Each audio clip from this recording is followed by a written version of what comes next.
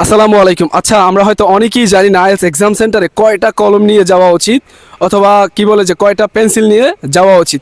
তার আগে বলে রাখছি, যারা নতুন ভিডিওটা দেখছেন অনেকেই হয়তো জানেন না যে পেন্সিলের পরিবর্তে এখন আপনার আইএলটিএস এক্সাম সেন্টারে লেখার জন্য আপনাকে কলম ব্যবহার করতে হবে। আই রিপিট, পেন্সিলের পরিবর্তে আপনার লেখার জন্য আইএলটিএস এক্সাম সেন্টারে আপনার কি বলে যে কলম ব্যবহার করতে হবে।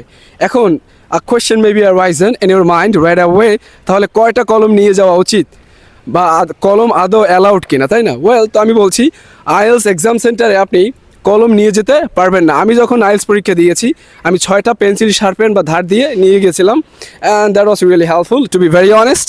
বাট এখন কি বলে যে আপনি বাসা থেকে বা বাড়ি থেকে কোনো কলম নিয়ে যেতে পারবেন না। ইট ইজ কমপ্লিটলি প্রোহিবিটেড অথবা ফরবিডেন, মানে সম্পূর্ণভাবে নিষিদ্ধ। তারা যেই কলমগুলো দিবে বা যেই কলমটা দিবে ওই কলম দিয়ে আপনার আইএলটিএস লেখা কমপ্লিট করতে হবে। ওয়েল, তার মানে বুঝতে পারছেন যে পেন্সিল তো কিছুদিন আগে থেকেই বন্ধ হয়ে গিয়েছে, কলম দিয়ে লিখতে হবে।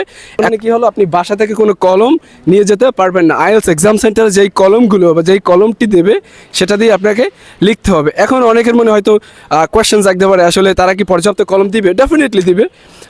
এটা ভাবার কোনো কারণ নাই যে পর্যাপ্ত কলম দিবে কিনা। ডেফিনেটলি তারা পর্যাপ্ত কলম দিবে। তার মানে বাসা থেকে আপনি কয়টা কলম নেবেন বা কয়টা পেন্সিল নেবেন আশা করছি বুঝতে পেরেছেন।